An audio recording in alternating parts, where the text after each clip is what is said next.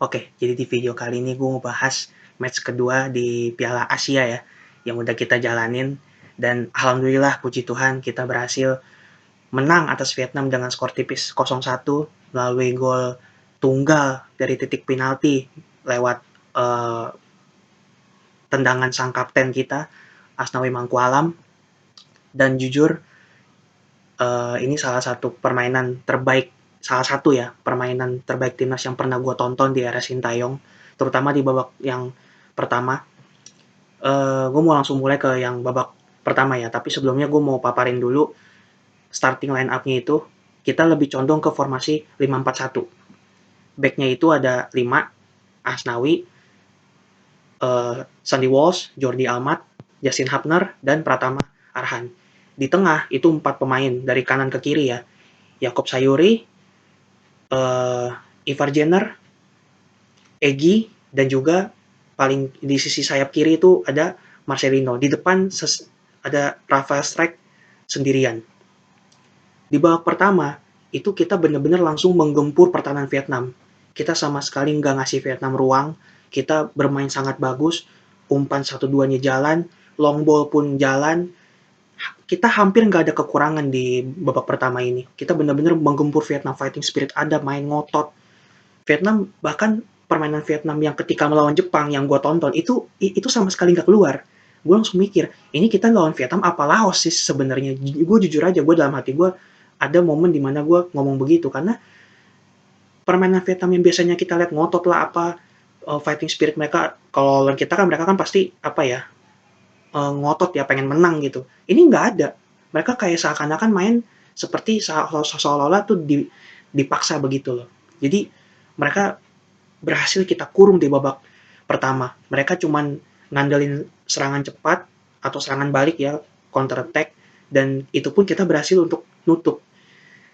Kerjasama di lini belakang antara antara tiga back kita, Jordi Amat, Sandy Walsh, dan juga Justin Hapner itu berjalan sangat baik. Hampir nggak ada celah, hampir nggak ada celah. Hanya ada di bawah pertama peluang Vietnam yang benar-benar berbahaya yang gue ingat itu hanya sundulan pemain Vietnam, siapa kali itu namanya, pokoknya sundulan yang ke gawang Hernando itu pun pas kiper. Jadi Hernando menangkap dengan sangat mudah. Udah, itu aja peluang yang benar-benar berbahaya dari Vietnam. Sisanya Vietnam nggak ada peluang yang benar-benar berbahaya banget tuh, nggak ada. Cuman peluang-peluang so-so aja, peluang-peluang anak TK lah gitu. Cuman ada sekali di mana Justin Hapner hampir melakukan blunder fatal di mana dia mau melakukan operan ke Jordi Amat kalau nggak salah, tapi bolanya hampir direbut sama pemain Vietnam. Sempat kena kaki, untungnya bolanya tetap jalan gitu. Nggak berhenti di kaki pemain Vietnam, karena kalau berhenti itu pemain Vietnam tuh tinggal one by one dengan kiper tuh, dengan Hernando. Udah, tapi sisanya permainan lini belakang kita di match ini, terutama di babak pertama itu hampir sempurna. Terutama Sandy Walsh ya, dia bener-bener nunjukin kalau dia tuh punya tekad yang kuat buat membela merah putih. Dia bener-bener mau nunjukin kalau kalian tuh nggak salah loh. Gua gabung dengan apa timnas ini gitu. Dia ingin menunjukkan kalau dia memang memiliki kontribusi yang besar untuk timnas ini gitu. Jadi di lini tengah pun permainan kita juga bagus ya. Cuman di lini tengah ini yang gua mau kritik tuh Egy. Egy tuh kadang-kadang ya seperti match-match yang sebelumnya kalau dapat bola suka lepas. Terus ada momen di mana kalau nggak salah tuh di sebelah kiri Marcelino apa strike gitu, udah berdiri bebas tinggal lari, Egy ada lagi megang bolanya lagi counter attack. Dia bukannya ngoper ke sebelah kiri ke strike ya kalau nggak salah, tapi dia malah shoot. Padahal jaraknya tuh masih jauh. Andai kata dia ngoper, itu strike tinggal truk pas lagi, balikin bolanya ke dia, Egy lari. One by one dengan kiper kan, gitu loh. Di antara dua back dari Vietnam. Tapi sayangnya Egy malah memilih untuk shooting.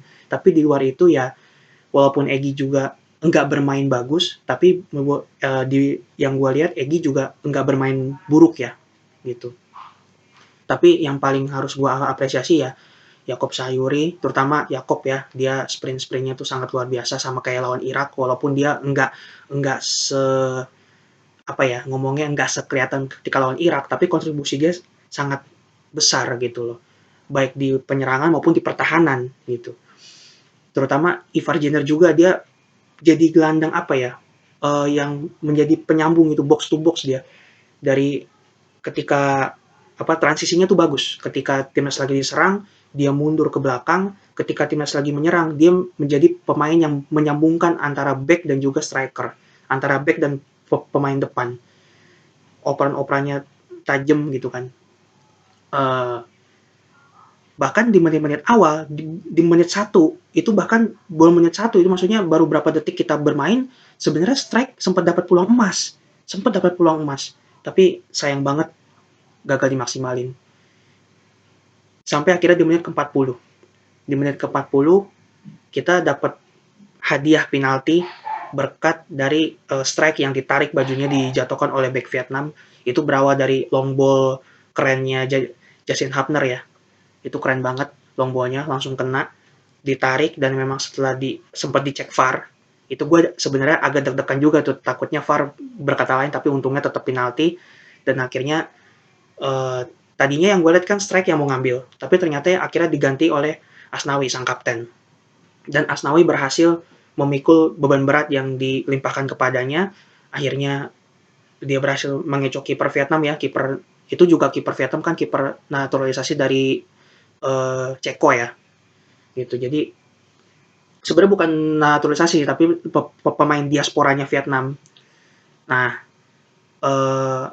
skor akhirnya 1-0 di menit ke-42.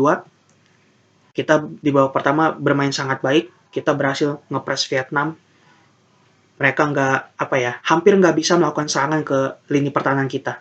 Jadi Vietnam yang lepas ketika lawan Jepang itu sama sekali nggak kelihatan pas lawan Indonesia. Gue juga nggak paham kenapa, mungkin mereka sempat menganggap remeh kita ya, gitu loh. Akhirnya kita masuk ke babak kedua dengan skor bertahan 1-0. Nah, di babak kedua ini Vietnam gantian menggempur kita. Kita yang digempur habis-habisan dari menit awal, gitu. Dan akhirnya kita sempat berhasil lepas kita. Jadi kayak gantian gitu. Kita yang melakukan counter attack, sempat beberapa menit seperti itu. Dan akhirnya Sintayong ngelihat nih, ini permainan udah nggak jalan. Beberapa pemain tuh udah ada yang mulai capek lah bisa dibilang. Sampai akhirnya dia ngeganti Asnawi, dimasukkan Witan gitu kan, untuk menambal lini sebelah kanan ya gitu. Jadi beberapa perubahan lah kan, Sintayong total memasukkan 4 pemain di match ini kan.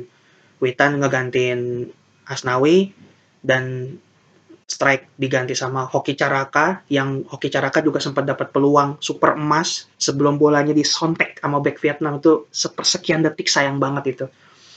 Terus akhirnya Jordi Amat yang hidungnya sempat mengeluarkan darah ya karena tersikut oleh pemain Vietnam.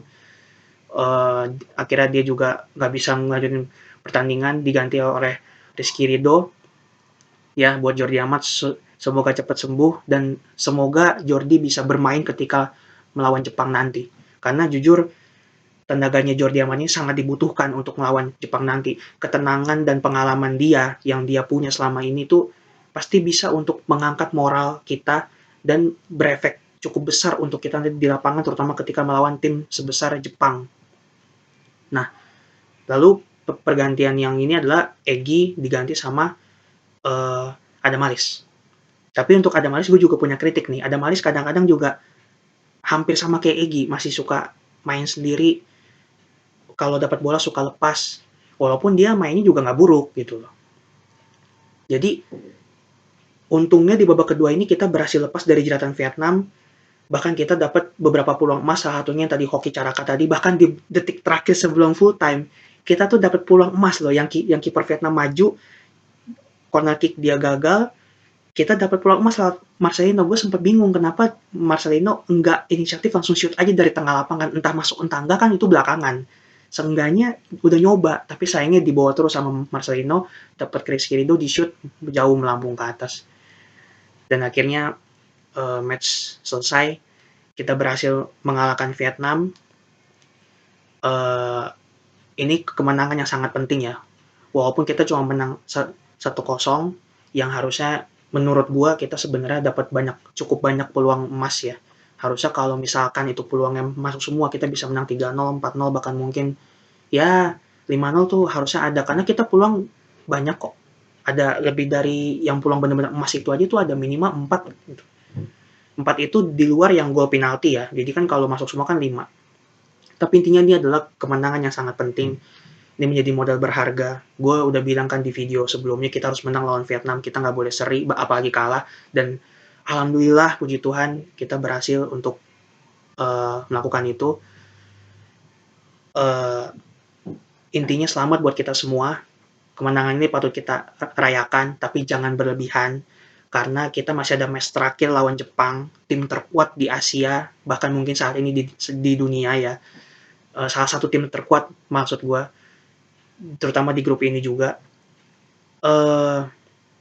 Dan gue juga tadi baru baca juga, Wataru Endo itu kapten timnas Jepang, itu bilang dia dan teman-temannya akan fight habis-habisan di match terakhir lawan Indonesia. Dan gue langsung berpikir, harusnya kita kalau tahu sang kapten Jepang udah ngomong gitu, justru mental kita jangan kendor. Justru kita juga harus bilang, kita juga akan tampil habis-habisan. Kita akan berjuang untuk meraih kemenangan itu walaupun itu sulit. Seenggak-enggaknya seri. Dan kalau bisa jangan sampai kalah. Gitu. Karena bagaimanapun Jepang ini bukan robot kan. Mereka juga masih manusia. Kalau dihajar masih bisa bonyok, jadi mereka tuh masih orang. Kita nggak perlu takut dengan label mereka tim dunia. Justru kita juga harus sebagai tim yang mungkin dibilang underdog, kita kan tampil tanpa beban, kita main aja seperti biasa. Gue berharap nanti ketika kita lawan Jepang, kita bisa tampil habis-habisan seperti lawan Vietnam semalam. Makanya gue sangat menantikan nih lawan Jepang. Di saat orang lain mungkin ada yang pesimis, gue tetap optimis. Semoga kita senggangganya bisa mengambil 1 poin dari Jepang. Kalaupun seandainya, ini gue ambil kemungkinan terburuk ya. Kita tentu berharap yang terbaik, tapi kita juga harus bersiap untuk kemungkinan yang terburuk. Kalaupun andai kata kalah, semoga mudah-mudahan jangan sampai dibantai. Karena ini akan berpengaruh ke poin kita di klasemen peringkat 3 terbaik. Tapi anyway, di grup D ini semua masih punya peluang gitu loh. Andai kata misalnya kita berhasil ngalahin Jepang, terus Irak kalah lawan Vietnam, kita loh yang jadi juara grup. Semua masih mungkin untuk terjadi gitu loh. Walaupun kemungkinan terbesar memang Jepang dan Irak yang akan menang di match terakhir, kalau prediksi hampir semua orang gitu loh. Cuma kita nggak tahu, bola itu bundar. Jadi intinya tetap kita fight sampai akhir. Boleh rayakan kemenangan ini, tapi jangan terlena karena perjalanan kita tuh masih panjang. Pokoknya gue sangat menunggu match lawan Jepang. Semoga kita berhasil ngalahin Jepang. Sukses selalu. Bye.